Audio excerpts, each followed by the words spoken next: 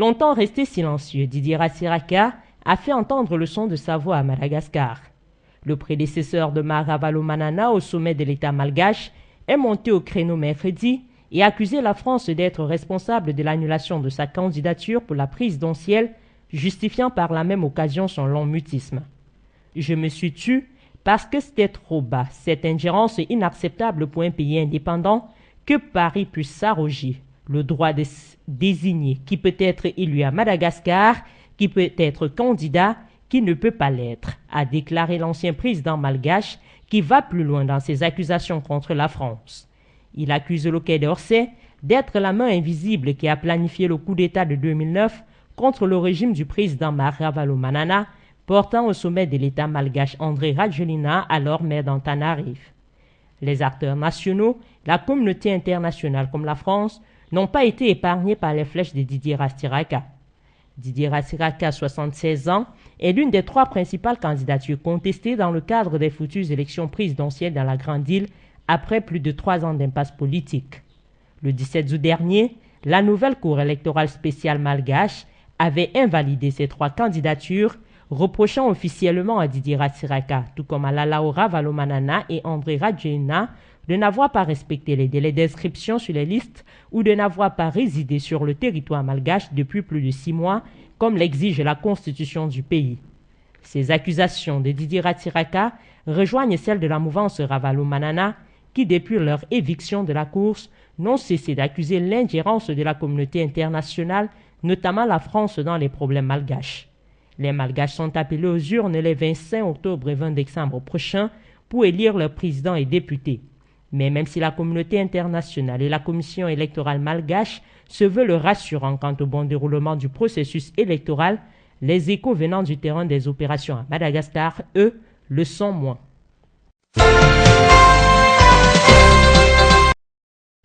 En République démocratique du Congo et aux Nations Unies, les regards sont désormais tournés vers Kampala où des membres du gouvernement congolais et ceux de la rébellion dite M23 ont entamé mardi les négociations de paix pour une sortie de crise définitive.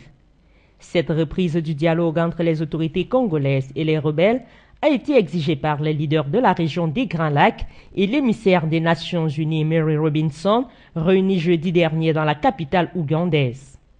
Très attentive au déroulement des discussions à Kampala, la mission des Nations Unies en RDC, MONUSCO, qui soutient l'armée régulière, a exprimé mercredi son souhait de voir les principaux protagonistes de la crise congolaise s'accorder sur des solutions de paix durables.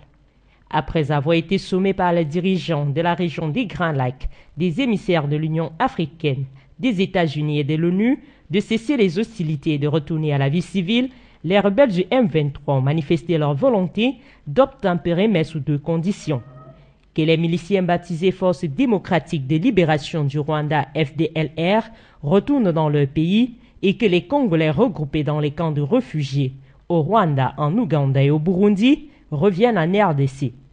Dans le même sillage, un rapport du Bureau de la coordination des affaires humanitaires de l'ONU, OCHA, publié mercredi, fait état de plus de 500 enfants libérés de l'emprise des forces et groupes armés entre mars et août 2013 dans la province du Katanga dans le sud-est de la République démocratique du Congo.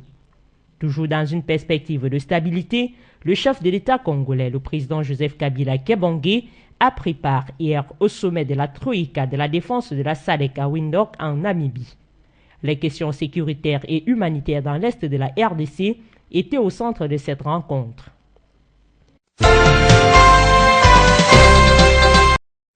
En Algérie, le président Abdelaziz Bouteflika affûte ses armes en vue de la bataille pour le fauteuil présidentiel en 2014. Le chef de l'État algérien a procédé mercredi à un remaniement stratégique au sein de son gouvernement.